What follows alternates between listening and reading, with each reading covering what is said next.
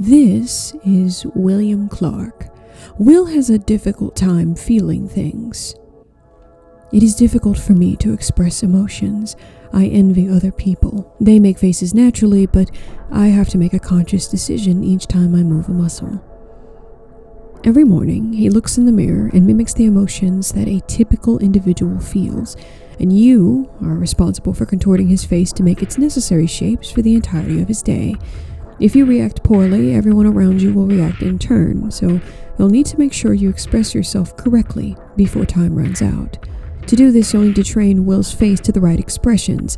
By grabbing the nodes on his mouth, eyes, and eyebrows, you can program his responses for the day.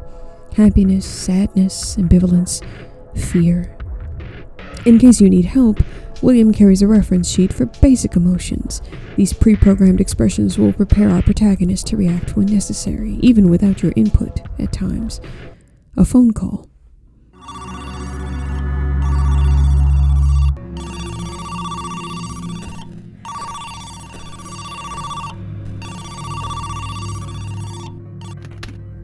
Hey man, why aren't you answering the phone they gave you? Anyway, have you heard? Father Lawrence is dead. Meet me at the train station.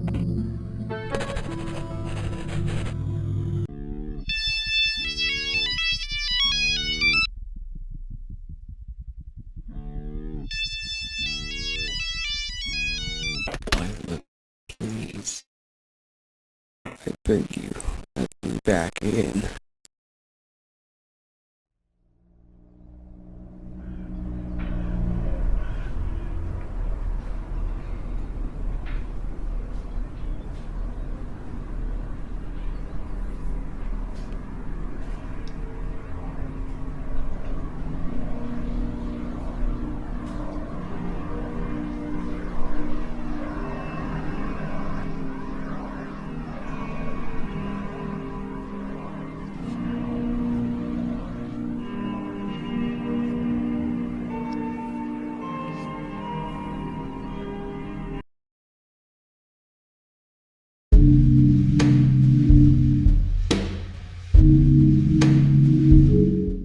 In Will's tiny apartment, we'll find the counter littered with random objects.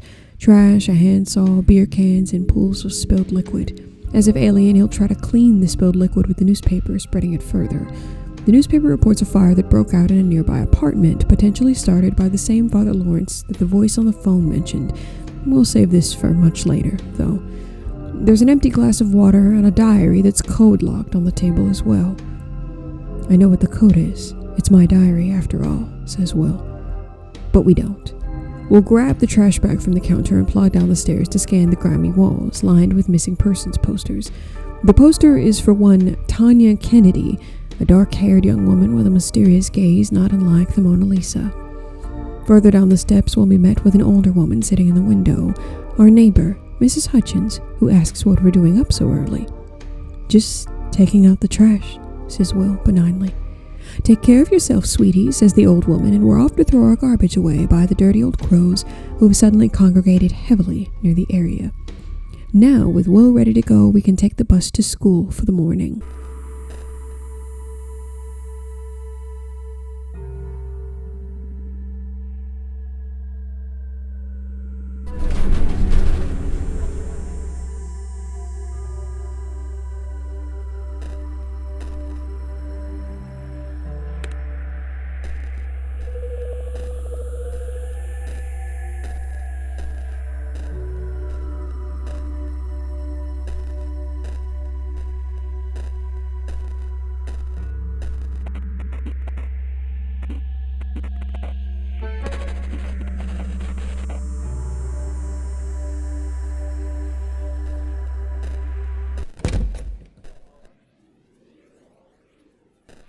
The noisy passages of 3001 East Goth Boulevard is filled with talkative teenagers whom you can eavesdrop on.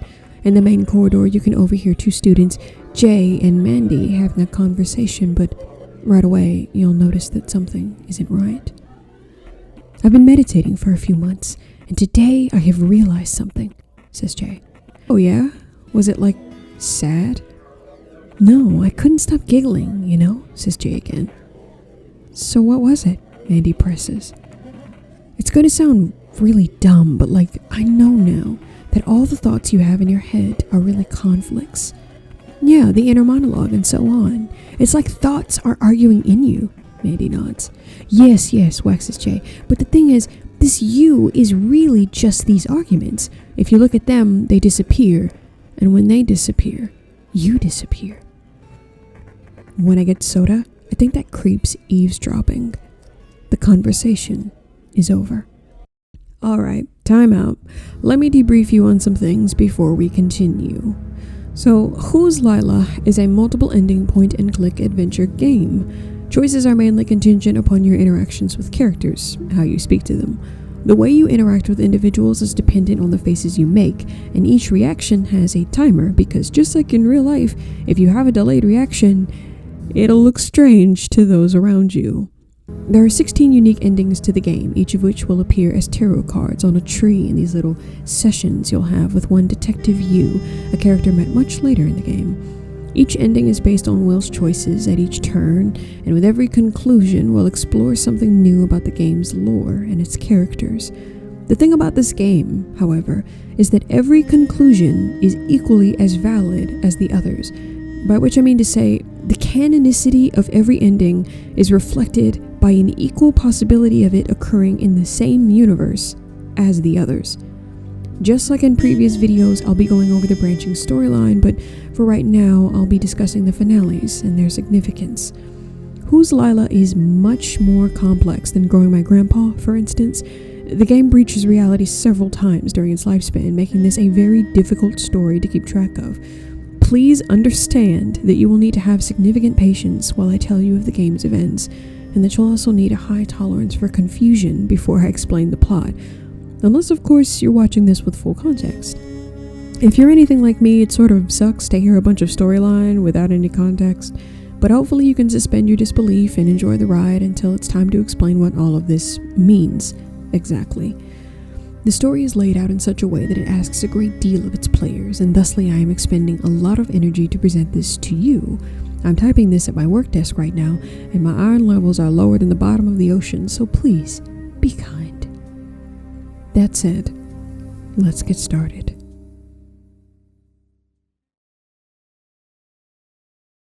So, anyway, in the corner of the corridor, there's a shelf lined with trophies for participation, excellence, and language proficiency. Among the recipients are Tanya, the woman whose picture we found on the wall in our apartment earlier. In the far corner of the hallway stands Matt, a classmate of Will's who isn't too happy to see him. Hey man, strange seeing you here. Finally decided to catch up on your education? Yeah, kinda, smiles Will. What the hell are you grinning about? Probes Matt. Mike's been looking all over for you. You know why. If I were you, I'd stay away from school. With that warning in mind, we continue wandering through the halls and stumble upon our friend group. Well, is that you? A woman with bright eyes and light hair is aghast at our appearance. Hello everyone, smiles Will numbly. These are your friends, Regina Holmes and Jimmy Stu. Just like Matt, though, they're not exactly happy to see Will. Regina and Jimmy are under the impression that Will has had something to do with Tanya's disappearance. Jimmy is angry and takes a strong dislike to William, but Regina is a little bit more understanding.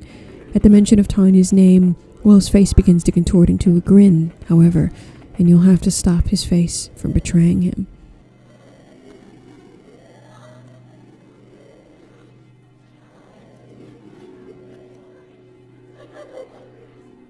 Quit fucking around, says Jimmy. Do you know something? As the pair express their concerns for Tanya's whereabouts, we'll discover that Martha, another member of the friend group, has been visiting with the principal, and she hasn't been telling him anything good about us. He wants to see you too, by the way, Will, says Regina. Suddenly, we decide we're no longer interested in what they've got to say. Despite his friend's protests, Will shuffles absent-mindedly away with a new goal to find Martha's classroom. Before that, however, we'll stumble across the boiler rooms, where an older man named Mr. Frank slumps lazily over a podium of sorts. He stares at us and grins facetiously. Boiler room's off limits, bud. I'm only joking. Hello, Lila. Did you get his call again? What's it to you, old man? No reason to be so hostile, Lila. After all, you're the one who came here. It's tricky not to get lost in the boiler rooms, croaks Mr. Frank. But with years you start hearing a divine melody, flutes and trombones and saxes from beyond. It always comes from beyond. By the way, what are you planning to do about the lady that hides in the boilers? Don't talk of what you know nothing about, you old fool, jabs Will. Mr. Frank laughs at our frustrations, and we're on our way again. In regards to his comment made about music, this is merely a trick you can use to navigate the tunnels, as ambient jazz will reverberate throughout the halls, beckoning you to follow its path. This will be important later, though. For now, we should complete the task at hand to find Martha's room. Passing through each class, we can overhear the murmur of other students' conversations. Mandy and Jay are talking again about tulpomancy and what it means to be oneself, of all things. The conversation is interrupted by Mandy and Jay, again remarking that we're being a freak. We'll go elsewhere instead, content not to bother them. In an adjoining room, Ellie can be found sitting at her desk in an empty classroom with huge sunlit windows. This is Will's first instance of a charisma check, manipulating Ellie. If we pretend we remember her from Matt's party and are happy to see her, she'll give us Martha's room number. A majority of the game, in fact, consists of these checks with characters. If surrounding individuals believe you, they're much more willing to volunteer information and converse with Will, as opposed to if you act cruel and insensitive. The mapping of the nodes on Will's face are directly connected to how successful you are at talking to other people. The closer your expression is to the reference sheet, the more believable your expressions will seem. If you react inappropriately, though, for instance, smiling at the mention of your classmate's disappearance, people will notice how weird it looks, and they'll even start to question your motives. But with Ellie disarmed by William's smile, we can head over to Martha's classroom and grab her apartment keys, scanning the computer for her home address. Now head to the roof, we'll find Martha curled up in a far corner of the eaves eating lunch. We cast a shadow over the girl while she's trying to finish her meal. Martha looks up at the stoic William with a nervous gaze.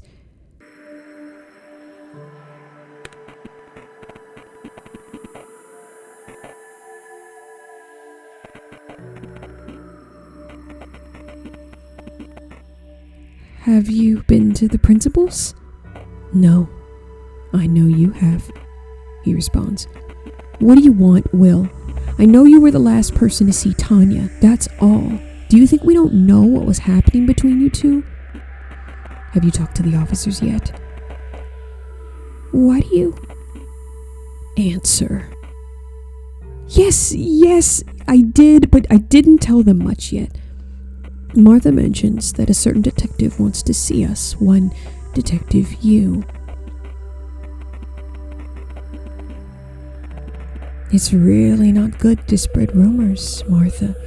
That's a sign of a very, very bad friend. Before William can be further domineering, an unfamiliar figure appears from behind. Michael Graves. Graves is twice the stature of William, his jaw clenched in anger.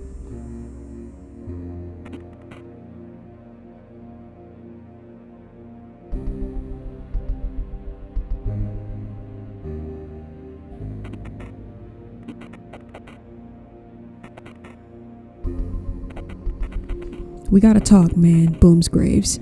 Well, let's talk then, Mike, says William stiffly. I'll summarize. This part of the game starts the branch to many different endings. Michael Graves wants to know where his girlfriend Tanya is. You can choose to be a complete asshole to him, disregarding his concerns entirely, or you can choose submissive and diffident body language to convince him that you don't know anything about her whereabouts. The difference between these two choices are life and death. Literally. Generally, the most optimal route would be to appease Graves and see if he'll be receptive to your compliance. If he sees that you're trying not to get your ass kicked, he's less likely to beat you to death and push you off of a roof, which ultimately leads to another ending. Mike is generally not a bad character at all. It seems like he's desperate for answers and simply wants to know where his girlfriend is. William's unsettling nature aside, it seems as though Graves will try to level with you. He doesn't take too kindly to arrogance, though, and knows his own strength. In fact, Michael has had issues with Will in the past. It seems like we've gotten into hot water for messing with his girlfriend once before. Anyway, if you don't die, you'll end up laid out on the ground, urging yourself to get up.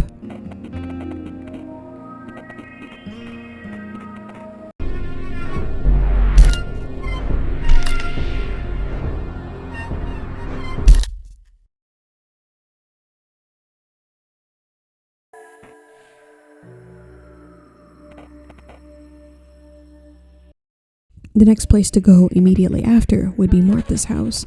Despite this most recent incident, you'll need to head to her place and wait outside on the bench until you can follow behind someone else. The main issue with this portion of the game is finessing this guy. Essentially, you have to get around him, basically by bullying him into letting you pass. If you approach the old man aggressively and literally threaten to cut him, he'll disappear, promising to call the police. With the threat of authority hot on our heels, the screen is drenched in crimson as Will meanders up the stairs. Martha's apartment is easy to enter now that you've got the key. The sheets on the bed are unmade, and the bare walls are naked in the red light outside of a dog-eared poster for David Lynch's Blue Velvet. "The only cool thing in this apartment," remarks our protagonist. Martha's private linens hang from lines on the ceiling to dry, a subject of disgust for William, who lurks in her closet. Evening shadows slink through the half-closed window as Martha enters.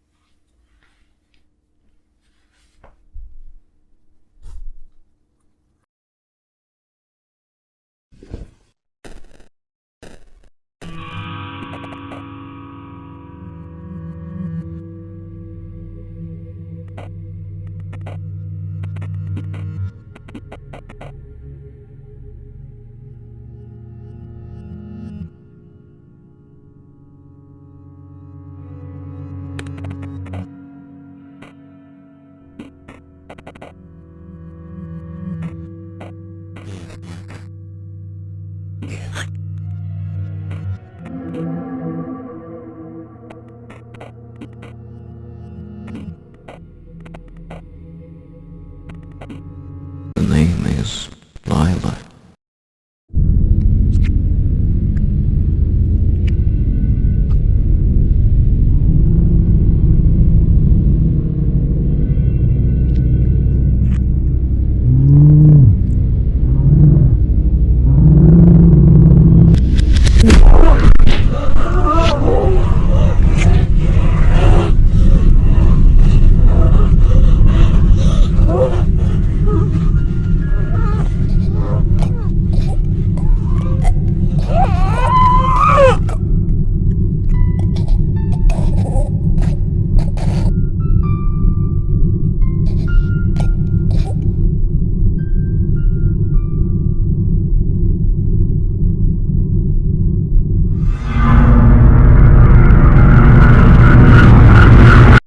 As William enters the hallway, the posturized pixels return to their usual hue, and our protagonist contentedly shuffles onto the bus home, his glassy eyes still wide with adrenaline from the kill.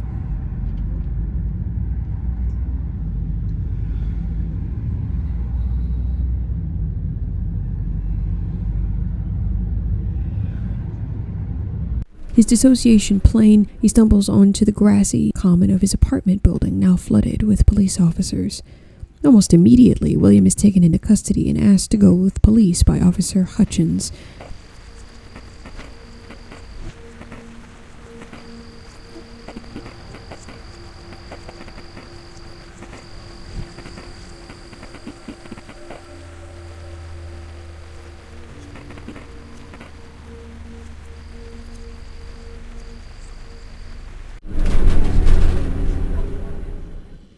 You'll be escorted to a cramped, sterile white room with a desk and chair, and expected to react appropriately to the questions that are asked of you. This is arguably one of the most difficult parts of the game. Police will interrogate William by two different methods. Officer Hutchins' main concern lies in Will's relationship with Tanya. When shown a picture of her, Will remarks, "It's that copycat girl again," with a disgusted tone. Dialogue often shifts into third person like this, narrating as what seems to be another self who is apart from Will. If you're confused, though, don't worry, we're gonna get some answers in time, just bear with me. Our protagonist answers a series of questions about his relationship with Tanya, his mother, and his friends.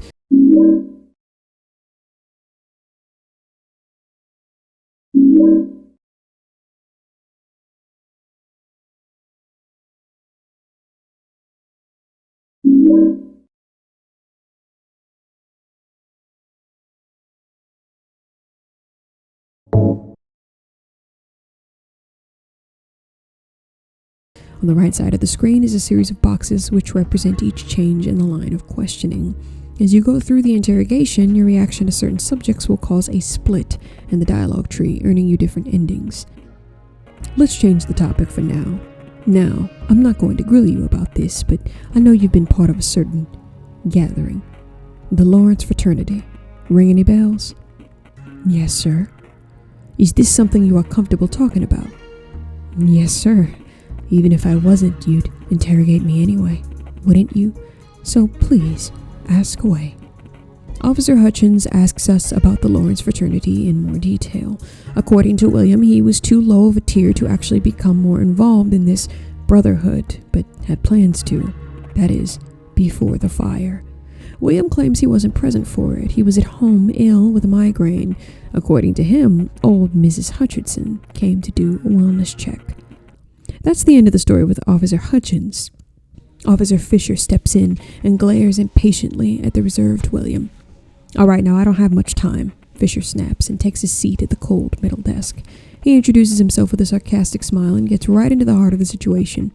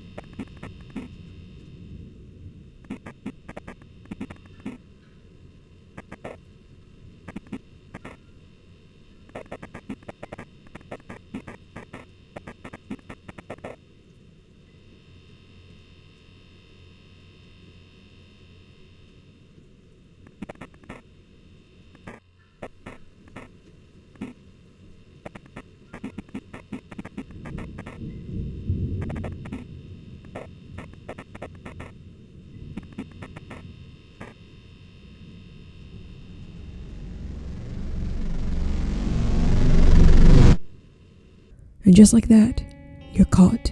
This is the justice ending. Let's go back now. The best way to sneak past the community leader in Martha's apartment building is to feign disgust when asked if you live there, which will prompt Will to lie and say that he's there as a rat exterminator. It turns out that the landlord was bluffing and has no choice but to let you up, in fact, stating that he'll come back to check on you in half an hour. When you kill Martha and survive the interrogations this time, though, you can successfully shift the blame over to Mike instead of yourself, and you'll be asked to testify against him in court. That would be the judgment ending. The Fool is an ending decided earlier in the game. Remember when I mentioned that the conversation on the roof is life and death? Yeah, I was serious about that. If you fail to successfully calm Michael Graves down, he'll push you off the roof, and falling to your death grants you an opportunity to visit a hospital. From beyond the curtains peeks a sky so light gray that it's nearly white in color. Down the stairs and past the sterile white corridors of Ward 33, you'll find a projection of another woman who looks just like Tanya, sitting in the window next to a projection of Will. This woman who looks like Tanya is named Lila in the dialogue, if you had any doubts. Anyway, William and Tanya look alike, have a conversation that is arguably very confusing for the player at this point in the game. And it goes on like this, with Lila's character getting continuously distorted, lecturing the projection of William on the impermanence of the self. If we go back up the stairs, we'll be met with billowing curtains in the night air from which a beautiful melody pours. The perspective shifts slightly, revealing an image of what appears to be Tanya in the forest.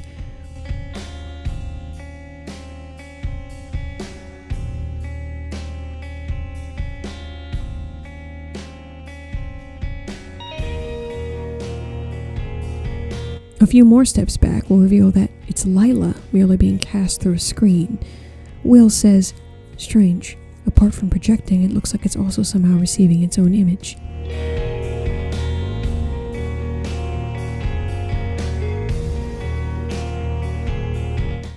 As we pad through the grassy moonlit plain, we'll find a staff planted in the grass near the shoreline.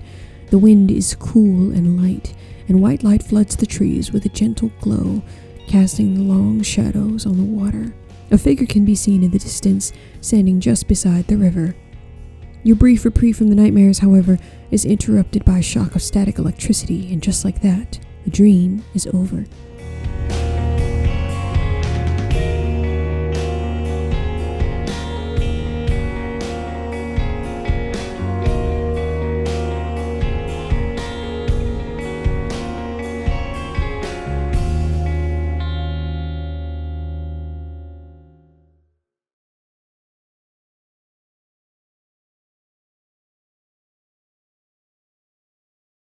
Here's a little secret. For the next ending, if you peek into the Steam page or at the side of the Itch.io banner, you'll be able to get the code for William's diary.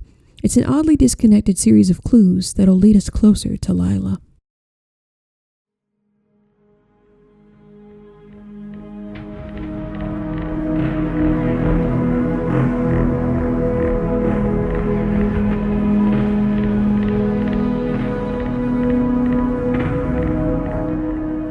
July 13th.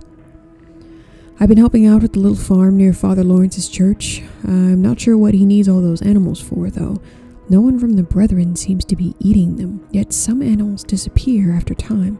Is he breeding and selling them or something? It's confusing. July 14th. They say I'm pretty good with Lila's enforcement. Father Lawrence told me not to write her name down, but I'd rather trust her than him. I think the others may be jealous since she started talking to me so quickly. A part of the page is torn. September 12th. I don't think they know what they're talking about. Tulpas are a very personal thing. It can't be that their Lila is the same as mine. It's just a part of me. It can't be connected to them. We are not connected. September 15th. She scared me today. By the way, Lila did. She started talking about the prince and stuff. Not the musician. She has her own idea of how things like personalities and egos work. I don't believe her, but for a moment I felt really lost and unsure of what my me really consists of. Lila, when you'll be reading this, don't scare me like that again. I'm already becoming kind of unsure about this whole thing. Keep all that in mind. We're coming back to it later, I promise. If we decide to take the freak route, that is being weird with friends, smiling when Tanya's name is mentioned, etc., we'll get the strength ending. In this ending, you won't deny Will's impulses. Instead, you'll give in to them, resulting in a confession after the police interrogation. That's right. William did kill Tanya, and he's just admitted it. This was, of course, Detective Fisher's goal, but it's not that he's wrong or anything. You're a freak. Let's briefly go through the last of the endings. You remember the boiler rooms in the school from earlier with that weird old man by the podium? Well, this location is a puzzle. You'll need to follow the sound of the music around each bend in the corridor. This will eventually lead you to the one who hides in boilers, commanding you to close your eyes. If you don't, you'll die and be forced to restart in the appropriately named death ending. If you manage to look away in time, you'll be met with a spiral staircase winding upwards into the darkness.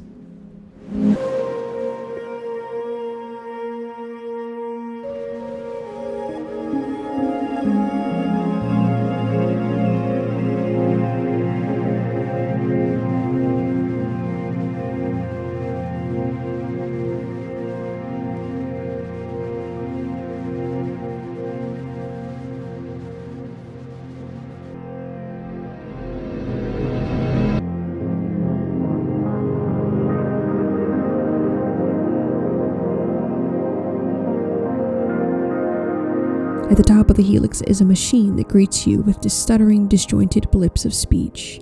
Lila, what a pleasant surprise. Hello, William, Lila responds bitterly. You need to stop calling me on the phone. It's useless. Will, I'll say this once. Your tricks are laughable, and even with her help, you're not getting back. I have something for you. Please, take it, asks the machine. Did you hear what I said? Growls Lila.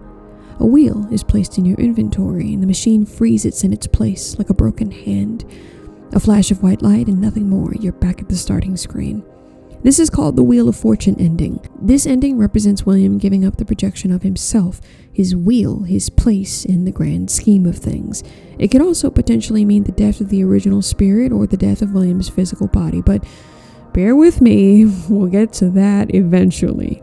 So now, eerily, if you go back to the full ending path, the one where you disrespect Graves and die, you can go back to the projector where Lila's image is displayed and replace it with William's reel, the one given to us by the machine just now. Unfortunately, though, that's not enough to get rid of Lila. This film reel, as we find out later, does not actually contain the memory of Lila. It instead contains the memory of how William perceives Lila. Insane, I know. Don't worry, we're only an hour away from the rest of the endings, though. Oh, man, I'm looking at the pages I have left. I'm looking at page 11 of 24, and it's looking good, boys. It's looking good. By the way, the High Priestess ending is what happens if you decide to keep Lila's reel on the projector instead of replacing it with William's. If after the fight with Graves you decide to kick his ass, William suggests now is the perfect time to abscond, and you can head to the train station on Baltimore Street, the location that a voice on the line suggested at the beginning of the game. Your task will be to talk to 𝔍𝐸𝐺, a wrinkled follower of Lawrence with dark, beady eyes and a tight-lipped expression, his hat low on his head. Hey kid, don't you want to ask me something? You called me on the regular phone, didn't you? Whatever. No use in the throwaways anymore. Kids' toys. Will, there's no one left now but me and you. I've seen fires in my life, but that one's just fucking insane. Nothing's left there. What do we do without Father Lawrence? William feigns. Did he leave anything behind? At this point, the deserted follower is none the wiser of William's situation. 𝔍𝐸𝐺 complains that Lila hasn't been talking to him since the fire. We can gather from this conversation with 𝔍𝐸𝐺 that Lila is a kind of being associated exclusively with the Lawrence fraternity. Although in William's diary he talks of her almost as if she is a god, he's not the only one that loves her, strange as that is. 𝔍𝐸𝐺 at this point has no idea that William is still very much in conversation with Lila, to a great degree, in fact. Anyway, 𝔍𝐸𝐺 asks if Will is still getting word from the spirit, and William's go-to is that super gross smile we've been trying to hide for the entire game. It doesn't do any good. Who could have guessed that? Who wouldn't trust this face? 𝔍𝐸𝐺 leads us to an old depot, saying that Father Lawrence left something for us there. When we show up, however, the scorned follower threatens to carve Lila out of us, and in a twisted turn of events, nobody wants that. 𝔍𝐸𝐺 is immediately led into the jaws of the Empress, the one who hides in boilers.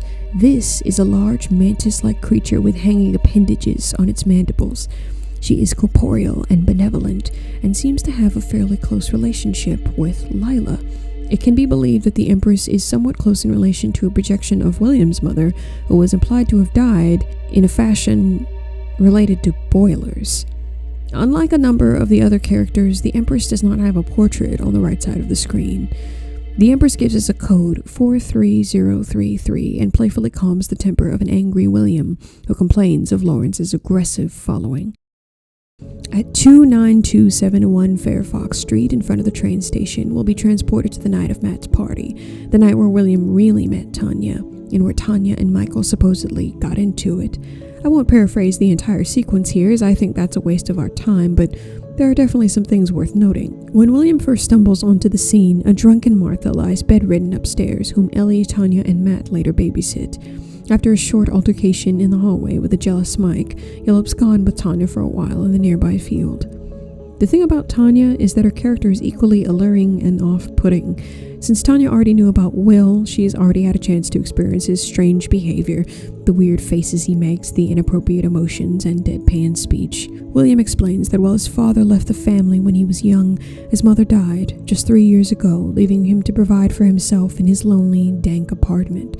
Despite having her own traumas, Tanya is the polar opposite of Will. She's quick-tempered and aggressive, inquisitive and extroverted. Her status as a prodigy caused her to suffocate under her parents' thumb, and so her licentiousness bleeds through the studious exterior. William awkwardly fumbles through their conversation, and as expected, the two fall in love almost instantly, dancing behind the house on a warm, still night. William, a person whose emotions are typically stunted, is moved by this love affair in an almost alien way.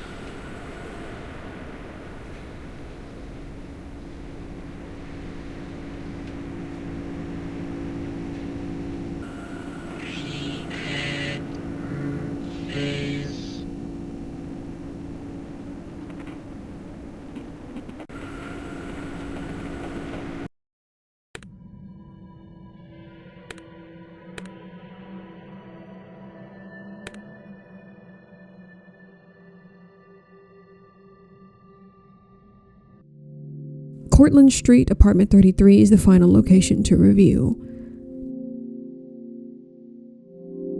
Today is November 16th, says Lila. My name is William, and I have come to investigate a recent fire. We can make it past the police officer guarding the scene by feigning our residence there and head into the dilapidated ruins of the apartment. As the ashes gently gather at our feet, we'll scan the blackened remains.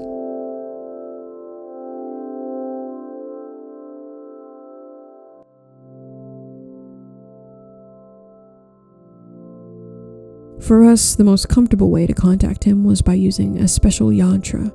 For beginners, an 8th toll of teth mushrooms is often required. Following this are instructions to summon a spirit to the physical realm. It appears that these were the directions that Lawrence's cult created in order to establish their connections to another realm, and that, regrettably, it seems to have worked. Indeed, staring at the sigil on the wall will reveal the ribcage of a power line grid.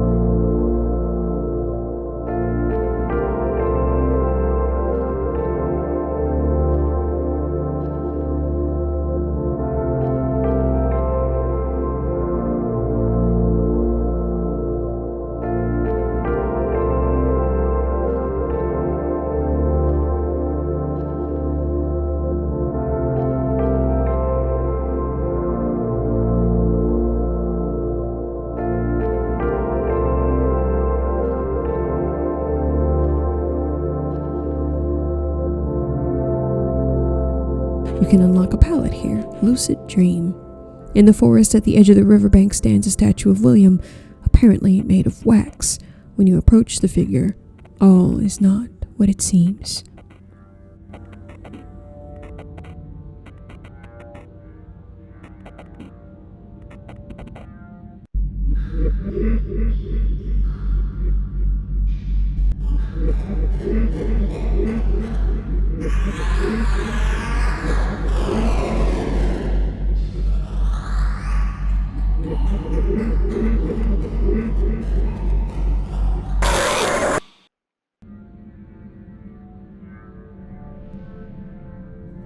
There were no words spoken. All happened in an instant.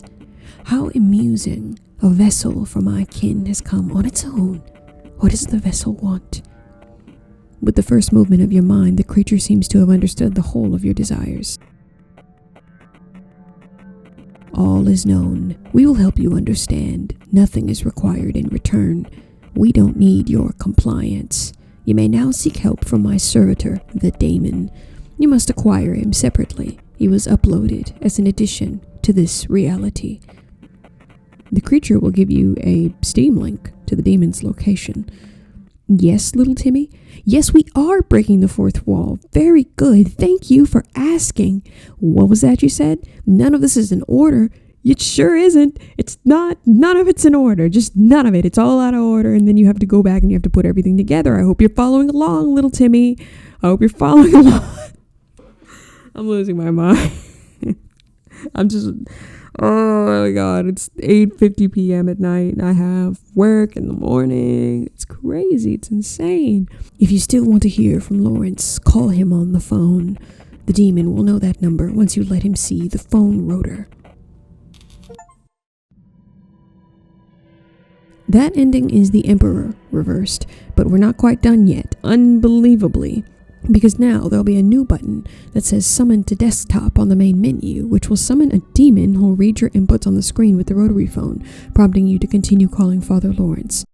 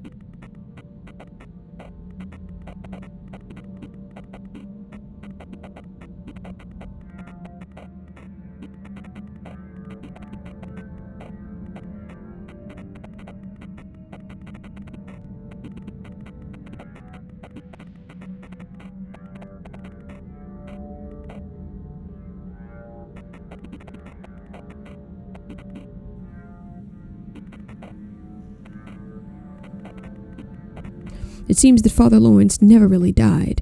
In fact, he's very much alive, although not in this realm.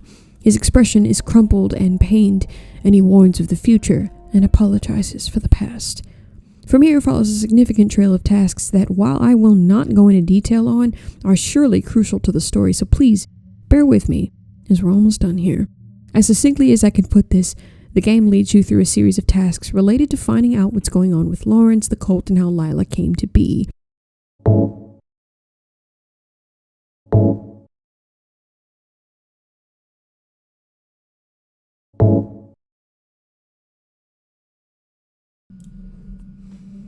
Alright, so I'm currently attempting to play Who's Lila, and I thought I might kind of record myself going over the website. So this is Words of Ripken.card.co. You can get this by opening up Who's Lila, and then going to the Burnt Hall, and then putting in the phone number in one of the in the area where you can put in the number for the rotary phone, but you need the demon to help you with that. You have a friendly little page boy hat guy here.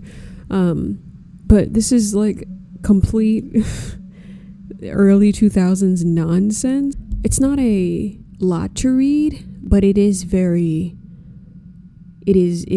out there. It's definitely giving an early 2000s sort of vibe. Anyway, I'll just read it here. Here are the words of Professor F.I. Rybkin. I'm Professor Rybkin. I'm here to tell you the truth. The science is lying to you.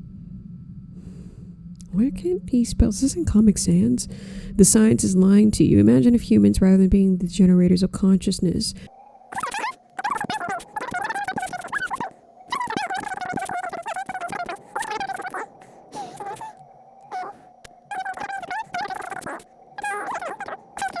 understand. Chet Murray, look here. Ugh, okay. Chet Murray killed by a supremacist group. Okay. Yeah, not finding that. Page not found. That's really weird. Okay. Guess it's not around. Chet Murray is the creator of the ... Dog. It is a powerful pictorial agent called a meme in the modern World Wide Web. A blurred vision of it can be seen below. It is stated in the article what began as a harmless picture was later used by a supremacist group consisting primarily of young white male adults. Its insane popularity is difficult to explain, as millions of such pictorial agents are born every day and forgotten in a matter of minutes. Apart from its illustriousness, this artistic presence has had a rather tragic and ironic fate. It also seems to have completely gone opposite to the author's intentions, ultimately killing the author by the hands of the supremacist group. This is why the image is blurred. I am not willing to be subject to its wrath. This is just like a silly dog picture. Parasites. Oh, okay. Parasites is the answer. So then I go here. Parasites.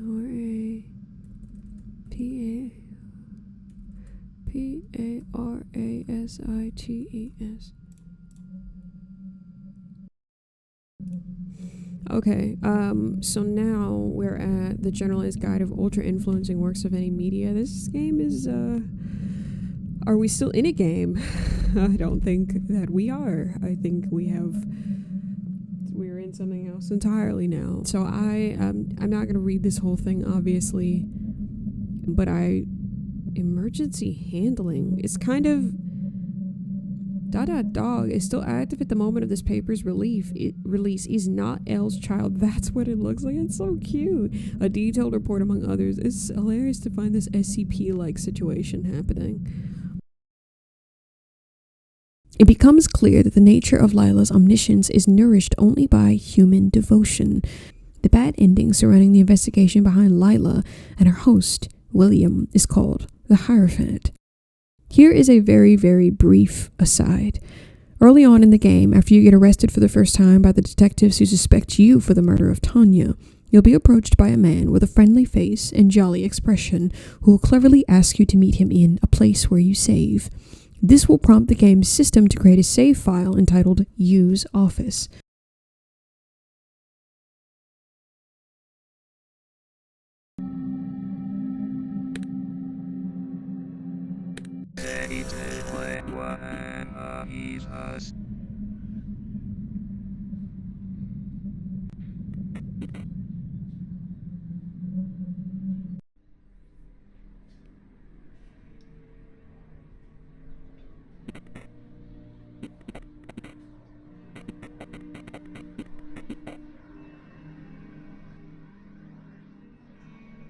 From here, you'll be placed in a humid, brightly lit room, sitting adjacent to a man named Detective Yu.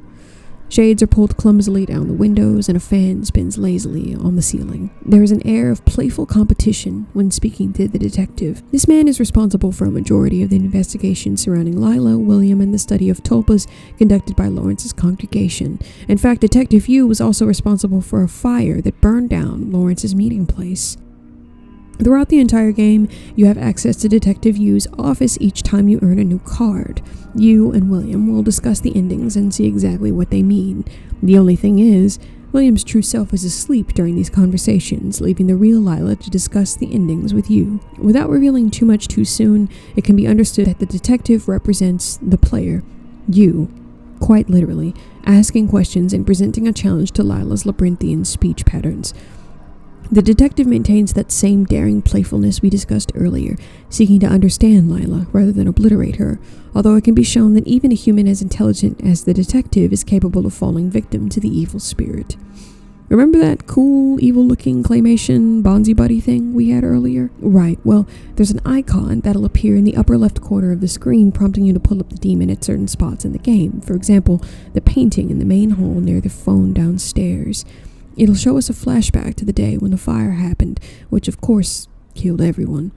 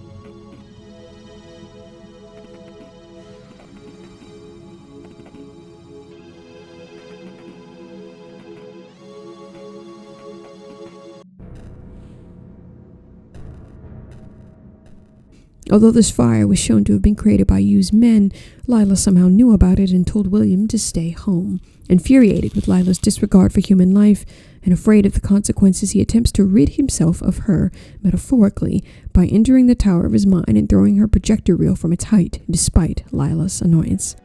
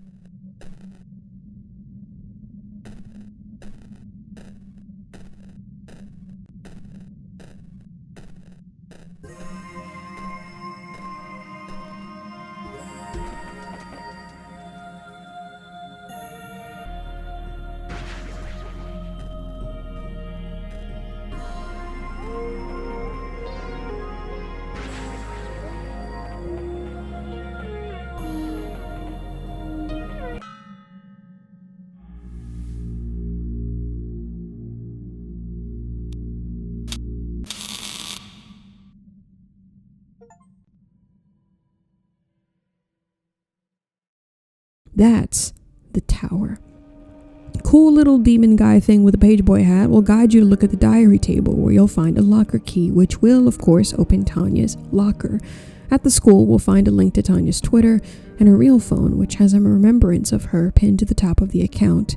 plus a series of adorable cats and some gross guy's fan art. Anyway, Tanya seemed like a person who was acutely aware of the extremist cult surrounding the Dada Dog stickers posted all over the school mentioned earlier in the game. Somehow it ties into the death of Big Graves, who may have been Michael Graves' older brother. Posted also to Tanya's page is an excerpt from the story of Lilith and Adam. And if you don't know about Lilith, she's basically a primordial she-demon top who refused to be dominated by her husband and instead stole his seed while he was sleeping, and apparently gave birth to a bunch of demonic children, or whatever.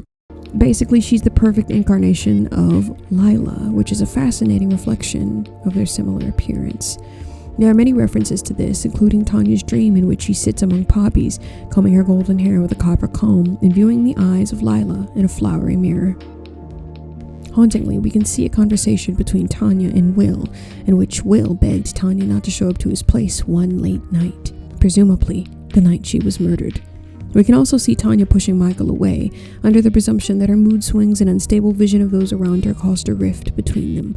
At least, in Tanya's mind, she's a burden. She's snappish and rude despite her deep love for those around her, mainly because she feels she is undeserving of the same kind of love. I like Tanya, because we're the exact same person, except for the part where one of us is not. Anyway, we'll find another location in Tanya's phone, 2524 Claremont Avenue, the place she's most recently moved to, and we'll get a flashback to the night that Tanya and William slept together. William explains to Tanya that she reminds him of Lila, which is weird and off-putting, and generally kind of horrible to tell someone that you just slept with. Of course, he brushes this off by suggesting that his face is just doing its thing again. When you start the game over, though, everything is terrible.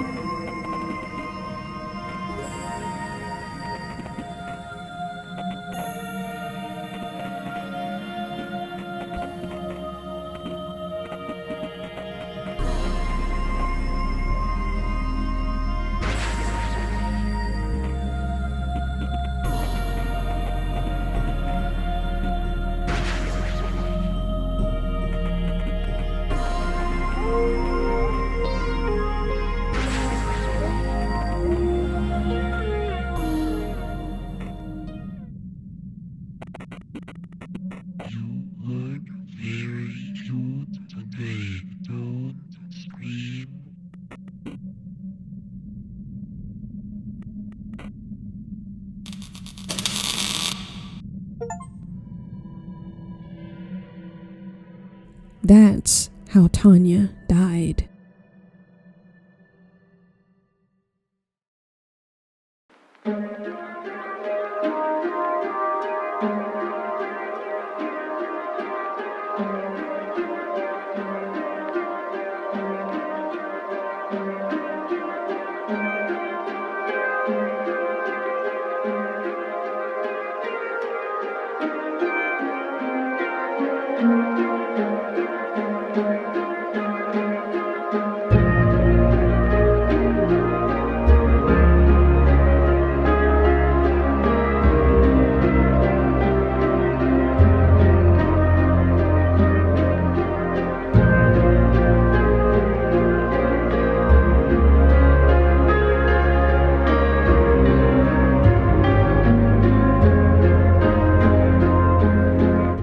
Grand Beaver Avenue is the location of the coffee shop, a brightly lit, cozy space adorned with quaint furniture and encircled by dense foliage beyond the glass windows. We'll snag the coffee beans palette and take a seat in the corner next to the window, where a waitress will offer us a coffee. Without waiting for an answer, she refills the cup. Detective Yu's been here earlier today. Huh? Really? Yep. He didn't ask anything about you, though. Makes sense. He doesn't even need to, that sneaky jerk. Yeah, she's still figuring out, who you are. Well, obviously, we wouldn't be here if he wasn't, would we? Well, yeah. Have you thought that maybe he's just giving us some more time out of pity? I mean, it could already be that he knows you're a shut up. Sorry, I'm just teasing. Oh, come on. You know Yu's listening. Even now. The waitress and Lila go on about Detective Yu, who by now you should understand represents the player, and explains that Yu is a machine of pain, a suffering generator. It should be evident that this kind of individual is a feast for someone like Lila. It's up to you to decide, says Lila, and with that she leaves the cafe. That's the Sun ending. This ending establishes part of what we already knew, that Lila is an anomaly kept alive by curiosity, by tension, and by fear, just like a certain other entity I have discussed in prior videos.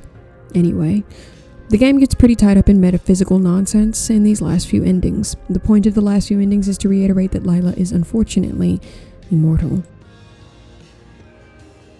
In the last and arguably the truest ending, Lila explains to you that all of this, the interviews, the subtle hints, the entire mystery of the game itself, is all an attempt to further spread the plague that is Lila. The more attention and discussion she receives, the more she is perpetuated. Sometimes, a thin piece of film is designed in such a way that when catching the light of attention, it tries to do every little thing to keep it to itself. It creates mazes and unbelievable fractals of mystery. You see, the beauty of it is its structure is not random. There's always an underlying logic and a single correct interpretation of its narrative. But is it even obtainable at this point? I don't know. This piece is always designed to be just about explainable, but small contradictions and unspoken details usually prevent the full picture from being formed. So what? Was it all to... Yes! Yes! So this must be the most vile and last trick of them all.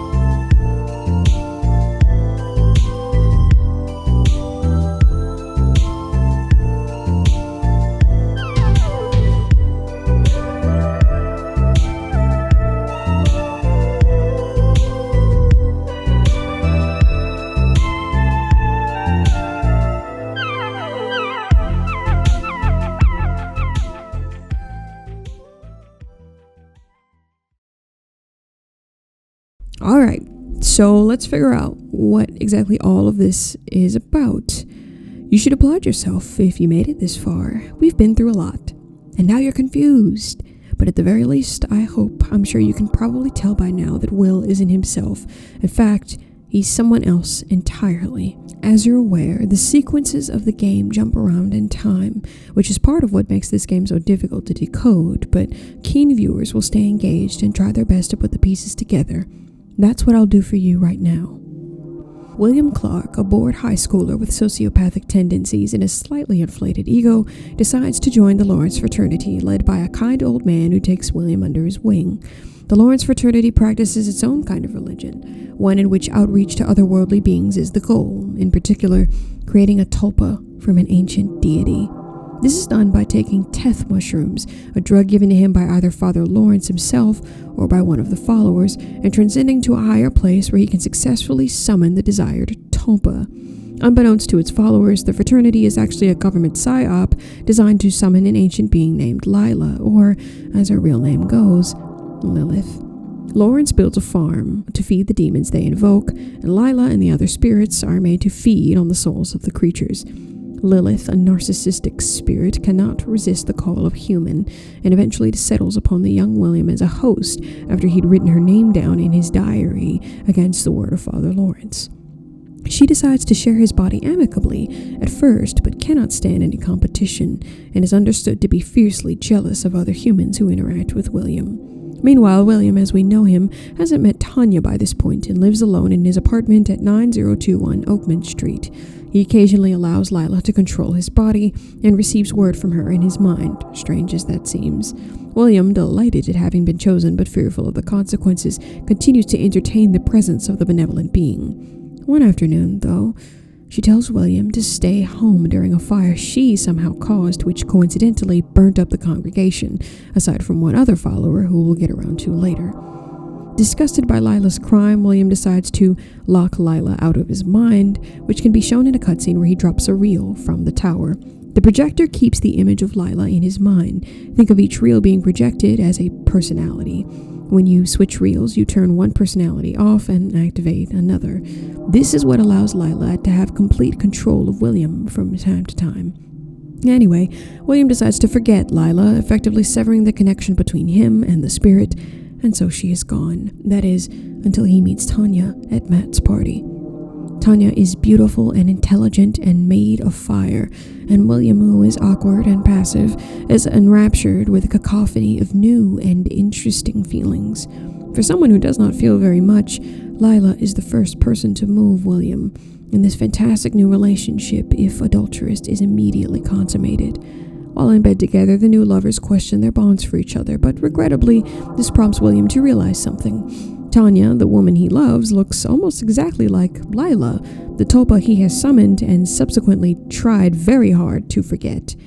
This leads to Will's sudden realization that something is very, very wrong, and just like that, Lila switched the reels somehow and took over William. With a crackle of electricity, Lila enters the mind of William and owns his body. Now confused and frustrated, Tanya begs to understand what's going on. William's face is somehow merged into this sheet-white character with a mess of curly hair and dark, soulless eyes. This is the Stranger. Some people argue that the Stranger represents the player, especially since it often makes third-person observations, like Lila's strong resemblance to Tanya, but I personally think the Stranger represents Lila's consciousness entering William's body. The androgynous appearance, the dead, forward-facing gaze, and calm demeanor could suggest that the Stranger is midway between Lila and William's disposition. I lean more towards this theory since the Stranger behaves more like a calmer version of Lila, telling Tanya there's no need to scream, and eerily remarking that she looks cute today, which is pretty high up there on the list of mentally ill things to say. No, I think Detective Yu is far closer to the perspective of the player. With Tanya's body now in pieces and sealed away in plastic, Lila no longer has anyone to be jealous of. The tulpa, now the controller of William's body, will gather up the trash and head to school, where several pieces of Tanya's body already lie, the remains of which will be scoured by the crows. So, who is Lila? Exactly. Well, if a tulpa is a being or thought form created through intense meditation, then Lila is a tulpa that speaks and is sentient, is free of thought and speech, but is evil. Lila monopolizes Will's body, and instead of the two personalities being more like a dial, Will has unfortunately locked Lila in place as sole proprietor of the body and mind, and he's lost the code entirely. It's Lila who smiles at the mention of Tanya, and Lila who kills Martha and rids the world of Strupnev. Lila is the one who has to fake emotions, although William probably already struggled with his emotions long before the invocation of the tulpa.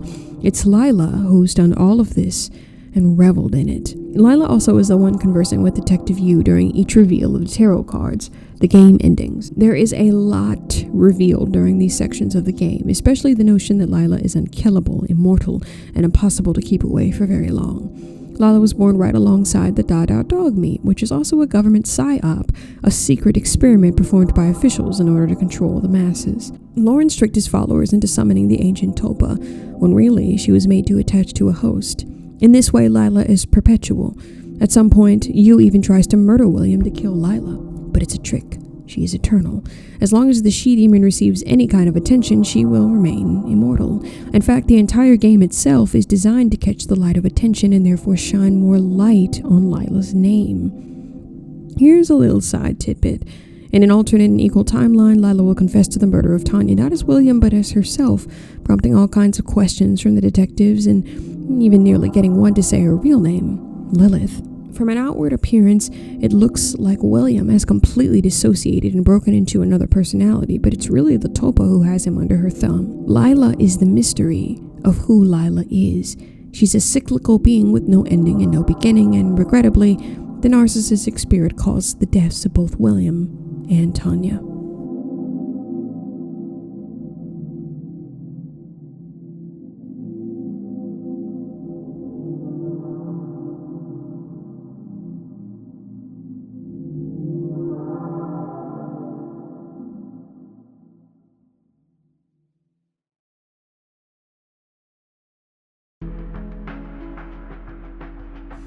Alright, well, that's the whole entire game and all of my lifespan. Now that I've drained my wrists into the page, let's get to the part where I obsess over the music and art, which totally won't take another half hour at most. So, Who's Lila was created by Garage Heathen, an indie game developer who hails from Russia. As he specializes in surreal horror experiences, Garage Heathen has created a number of games, including Tegachi and Last Look Along Woodward Boulevard. It seems as though a majority of these games tie into each other, which is great news for writers like myself and very bad news for my wrists, so I will not be including any of these connections because we're on the 20th page, and frankly I don't know how much more I can take. All jokes aside, Who's Lila is a fantastic experience, and that is due mainly in part to the soundtrack and sound design. Throughout the first half of the game, you can hear the intense pressure of wind whipping around the city, giving the game this feeling of emptiness, barrenness. In the school, the halls are overwhelmed with the din of students' echoey voices. William's footsteps and sometimes the dialogue makes a crunchy bit-crushed noise, which is delicious to the ears. There's also voice lines that come in from time to time, and they're quite haunting. The sounds in the game are extremely distinct. If you've seen the video I made on Growing My Grandpa, you'll understand what I mean. Some games just have a very particular style that is impossible to shake, and this is one of them. The sounds and sights are meant to make the player feel distant, isolated, and even unimportant at times. There's always distant jazz playing in the background, and it can feel very dissociative in the early game. It kind of reminds me of LAIN, where you can hear the sound of static electricity almost constantly in the early episodes. In fact, it's often deafening. Music is often a series of discordant synths and textured ambience that hailed from the early 90s. I'm thinking of beautiful, aimless, slightly muted ambient tracks that go on like an endless shoreline, such as Clouds and The Veil. Who's Lila has this very distinct, melancholy style of music that is both dreary and intensely cinematic, often phased in and out to highlight the dreamlike state of being a god in a human's body. This can be found in pieces like Field Walk, which plays during the scene where Tanya and William finally begin to fall in love.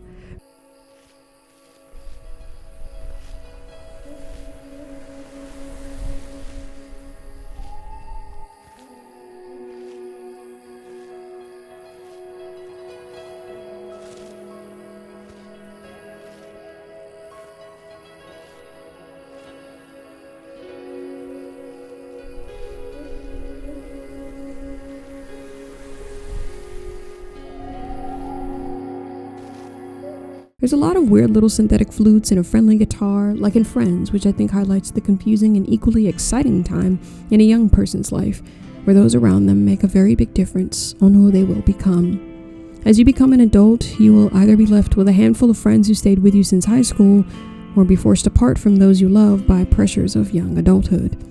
The soundtrack really captures that as well, especially Tanya's theme. It's clear that William finds her beautiful and intriguing, understandably so, for an awkward young man who feels misunderstood by peers and is often bullied for his lack of emotion. Tanya's theme is a very gentle, muted jazz track, over which the call of loons and the song of flutes intertwines in a very evocative manner. The whole of the soundtrack is also tinted with chiptune influence, like in Girl to Bits, the song played at Matt's party. Along with this pixelated style comes lots of synthesized choir and organ, often giving the soundtrack a holy-ish feeling, similar to the one in Disillusion Starship Troopers.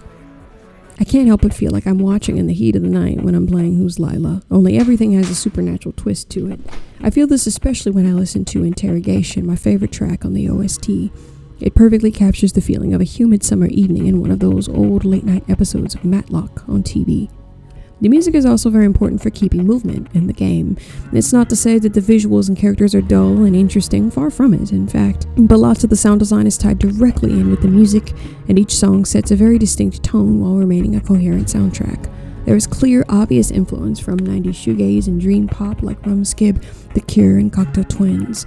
There's a strong experimental influence too, which reminds me a lot of Melaina Cole during the acoustic tracks. Quick side tangent. If you're not certain, Melaina Cole is a Nashville, Tennessee artist who makes spectral indie music, often the color of pitch tar with vocals as smooth as a clear pool of water. Tracks like Eraserback and Secret are excellent at adding movement to the familiar feeling of misery experienced by a young adult who is heartbroken and confused. Anyway, Melaina has a second band called People I Love, which also captures misery, highlighted by a gentle whisper of Christian influence and muffled by that same feeling of overwhelm of the world around them. Think Modest Mouse in the church choir, or a younger Sufjan Stevens if he smoked a little more weed. Notable tracks are Ant and Ballroom, both of which remind me of 𝔍𝔬𝔫𝔞𝔡 a lot. Melaina Cole's use of ambient noise like ripples of water or croaking frogs, coupled with beautiful, intricate melodies, create a peaceful atmosphere that is very hard to dislike. It is obvious that he understands and appreciates the sounds of nature, much like the developer of 𝔍𝔬𝔫𝔞𝔡. I love to hear that kind of stuff in songs. We have not nearly enough frogs in our music as humans. Maybe that's not really related. I've just been listening to his music a lot lately, and I thought I might mention my association between the two. Anyway, obviously, 𝔍𝔬𝔫𝔞𝔡 excels at disturbing soundtracks, like in the insectile construction of the Empress, characterized by low hums and droning machinery from which falls a series of cries in the distance. The game takes lessons from Silent Hill artists Avith Ortega and Akira Yamaoka. Beats like the one in Torso and Unwanted Revelations plod mechanically through the soundscape, boring into the ear with pan-distorted vocals and eerie voice blips. Even the jazz fusion songs are intimidating, and you can hear this in Michael Graves' theme, which is a series of plucked keys over sobbing, ominous synth chords. This song feels very critical, and rightly so, as what you do when you hear this theme matters greatly. Choice ties into the music very, very well. You hear a serious theme like Graves, and you know that your next step is crucial, just like in the interrogation room. I really, really like how much of the music sounds quite distorted, and there's a reason for this. Do you remember when Will first got to school and kept hearing those two high schoolers talking about whatever that was? As you've probably guessed, I have a strong inclination that Mandy and Jay were not actually discussing Tobas and out-of-body experiences. No, high schoolers don't talk like that. I feel strongly that Lila's mind was filtering conversations and voices until these were no more than an annoying buzz in her mind. Since Lila is on another plane, she thinks and reacts on a higher plane, which is why Detective Yu is the only character she seems to have even a mild affinity for. Listen to this theme that plays in the school hallways on the morning Tanya was murdered. It's choppy, bit crushed, and muffled, with some voices even playing backwards. You can even sort of hear what sounds like a hum of electricity in the background. Lila is an alien processing the world through the organs of a human being. I have no doubt that a majority of conversations were fabricated in her mind, or at least exaggerated to a great degree. As the soundtrack goes on, it becomes more distorted. The stronger Lila's influence, the stronger her grasp on Will's processes, and the weirder things get for the player. The final track on this record, one of my favorites, is Yu's Ambience. It's a checkpoint type of track, for instance, the kind that signifies a resting point, much like the save rooms in Resident Evil. It's got the strongest sound profile in the game. You can hear the open window, the screech of distant birds, the scratch of bugs, and the occasional shuffle of a hard-bottomed shoe on the shiny precinct floor. It reminds me of a couple of pieces in 𝐿 as well. You can hear Detective Yu scratching his chin and creaking back a little in the leather chair, and can see Lila patiently smiling at the detective, answering his questions and proposing one evil claim after the next. All the while, there's this echoey acoustic guitar that sings gently in the background, interrupted occasionally by a hollow snare. The wind is gentle and shuffles the blinds a little bit. There's a plane flying somewhere overhead. Cars hover by on the pavement, but the massive noise is scrambled in radio waves. By this point, Yu is confident that he's receiving the answers to kill Lila straight from the source. In his wit and careful planning, he's managed to capture the entity within its grasp and avoid its influence. Everything and nothing is happening, but all the while Lila is still tucked away in William's body, planning her next kill. But what of this game? In terms of substance, why do I like it? How do I even understand all of this? Well, this game is both difficult to understand and difficult to digest. It doesn't try to make a statement on mental health, and I think in no way is this game a parallel to dissociative identity disorder. The only references I think are clear are the individual mental health issues that each character suffers from. For Graves, it's anger management, but mainly because of our favorite crazy white boy. For Tanya, it may be a mood disorder like borderline personality disorder, and for Will, it could be sociopathy, which I highly feel was present before Lila was summoned. Whose Lila wants to tell a story. It wants to share the tale of Lila with you, almost in a spooky campfire way. It's not a cautionary tale, but it does sort of feel like a mythical legend of sorts, and that's most likely due to several factors we'll discuss now. Understandably so, Garage Heathen has a deep appreciation for philosophy and art alike. Religious influences all throughout the game. You've got elements of Buddhism, Taoism, Onism, the whole 9 yards. Its theosophical approach to a coming-of-age story about a young man suffering with emotional maturity and all of the other complexities of being a 18, 19, 20, 21 something who doesn't know what they're doing makes for a very rich gameplay experience. It doesn't hold your hand, that's for sure. The writing in this perfect is on another level. Sure, it's not Quake, but it's damn near perfect for the genre. Okay. Someone said DMC2 is the best. Okay, I know what bait looks like. And there's been a lot of bait in the chat tonight. Someone just wrote, play DMC2 is the best. They just wrote that in the chat just now. Play DMC2 is best. Please. Play DMC2 is the best. Dante is good. The game is a little bit unfriendly for first-time players, certainly.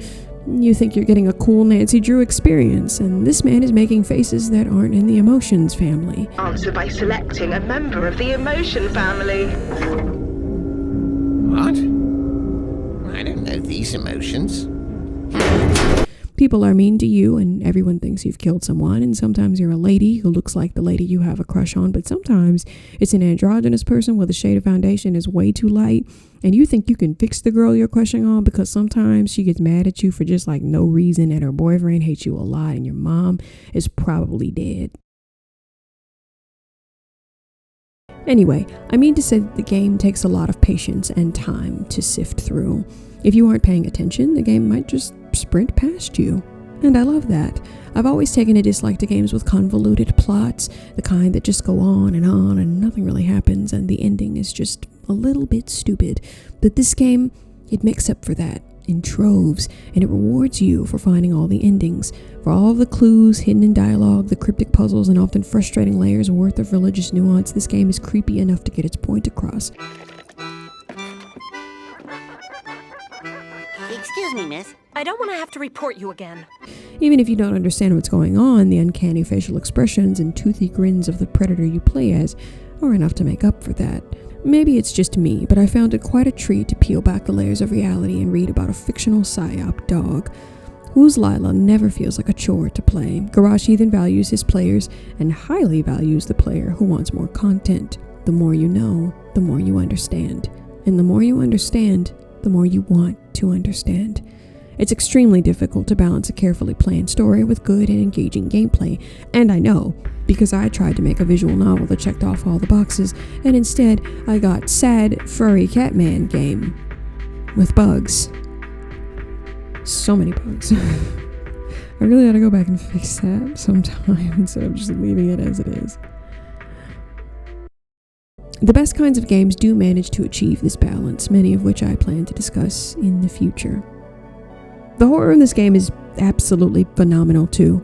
Firstly, you're playing a predator in a new and exciting sense. William's body snatcher-like behavior is highly entertaining to witness. Garage Heathen gives the player a treat, a chance to be the bad guy, and does so with confidence. The game mechanics themselves are creative and fun, for sure.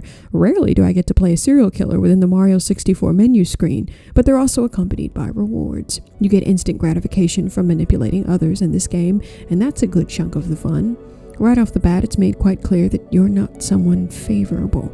Your friends and classmates have reason to be afraid of you, and it's both empowering and intriguing because you, as a player, are a third party in this. I love this formula, and I think when it's done well, it's fantastic, like in Off and in Gingiva, two brilliant little RPG Maker games that give the protagonist agency, but remind you that the player is their own person. When you separate the player from the protagonist, you can either get a lot of substance from it, or a feeling of alienation and contempt from your audience. Unfortunately, the first Y2K game is a great example of this. Like, imagine you were Michael and your dog was Michael. Alex is supposed to be controlled by the player, but instead of being a nice addition to the game, he comes across as overbearing, frustrating to listen to, and downright unpleasant to play, and not in the good way. William is certainly unpleasant to play, but Garage Heathen pulls his viewers along, prompting his audience to ask why they're uncomfortable. What will happen? Is William going to jail? Could he really do such a thing as murder a classmate? Why is everyone blaming us? Is it true? Can this please be a normal field trip? Saved.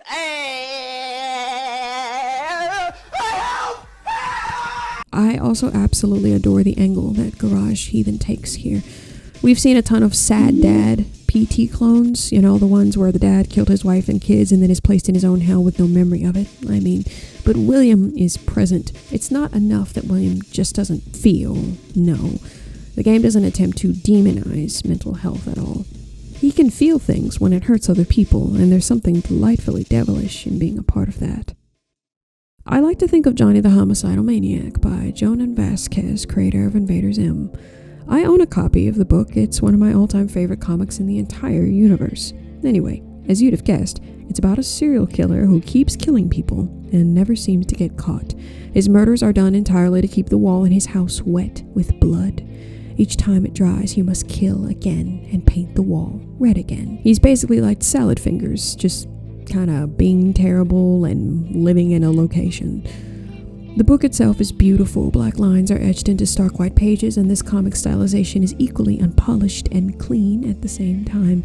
Characters are expressive, with those big ol' eyes we love in Invader Zim, but Jonan has added so much more dimension here.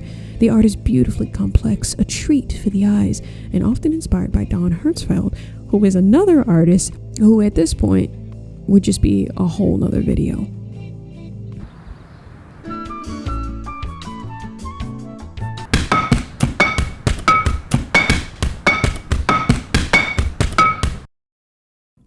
Anyway, Johnny, the homicidal maniac, often kills his victims in comical slapstick ways, such as suspending people up on giant and possibly crude metal contraptions that threaten to bore large holes in their body. He mainly kills individuals for what is basically no reason at all. For instance, he kills this beautiful girl he knew in high school who snubbed him once, and this dude who I'm pretty sure is the nicest guy alive. But Johnny also kills a pedophile, so maybe he is not that bad. I was making a point there. This comic is extremely edgy, and like many video games, it would be remiss of you to view this as real viable learning material when it's grounded in such immature notions such as murdering your high school bullies. That kind of thinking has unfortunately inspired the worst crimes imaginable. We should be responsible and think critically about this. I tell you what, in the opening pages, I'll read you this quote from Rob Schrab, who ended up going on to write for Rick and Morty, if that means anything to you. Jonan Vasquez has touched something important here. There's a little monster inside all of us, a little wolf-faced monkey that needs to be satiated. As people, we mustn't ignore that monster. If we do, we cheat ourselves. We deny an emotion, a feeling. Think of someone who's pissed you off, some yatz who cut you off in traffic, a prick-ass Kinko's employee who took 3 hours to copy your resume, the big bully who spit in your face when you were 8. Now in your head, relive that moment. This time, however, don't just stand there and take it. This time, you've got a knife. Pull it out from behind your back and watch the status flip-flop. Suddenly, Mr. Kinko isn't so cocky. The playground bully is crying for his mother. Smell their fear, then kill them. Kill them like you see in the movies. Make it as horrible as possible. Release that monster and stab that knife deep into their face.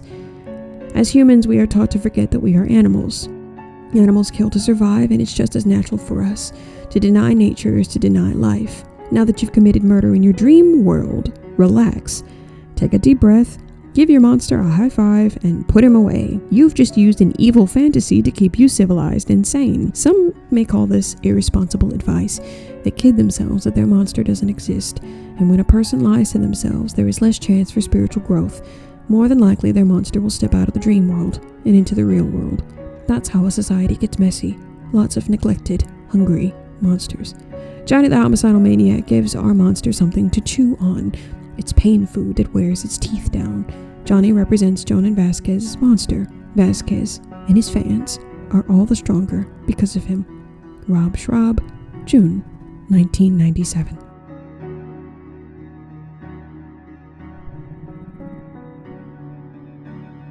Garage Heathen has used Who's Lila as our Johnny the Homicidal Maniac in a strange sense. The sickening scenes of killing Martha for no good reason, other than that she was slightly more in Lila's way than the police, is purely for the aspect of horror known as gratification. Just like Johnny, it should be said that both pieces of media do have fairly complex characters, and although Johnny is a black comedy and can be very reductive at times, it teaches us something we should all learn about horror, and that's the power of shock value. That said, this game surprised me in many subtle ways. Unlike my favorite comic, it has great restraint in its storyline and characters and artfully crafts the tale of Lila in a way that I never grow tired of. I also love that this game never ever harps on mental illness. In fact, the game actively mocks players who still believe that the game is a reference to dissociative identity disorder. This trope is tired. I feel like it phased out way back when, and I'm glad we can retire it. Lastly, it would be remiss of me not to mention the Lynchian influence in this game in particular. Of course, at the time of making this video, David Lynch's passing was recently announced. It seems to me, at least, that this game takes notes from David Lynch's surreal style. From his stilted dialogue to the stunningly realistic depictions of grounded characters to the choice of music, it's all very Lynchian. Eraserhead is the only film I've ever seen start to finish by Lynch, and it's pretty incredible. It's a wonderful story about a young man who suffers the pressures of depression and a premature fatherhood. You should watch it for free nightmares. Hi, David. Hi there. How you doing? I'm doing good. How are you doing? I'm doing good. Yeah. Without saying too much, I think this game is a beautiful reflection of the artist's influence, but Who's Lila seems to remain its own work entirely. Garage Heathen has made nothing short of a masterpiece here. If you have the time, you should pull up a chair and play this game on a Saturday, maybe even a weekday, if you're feeling saucy. That literally has to be enough for me.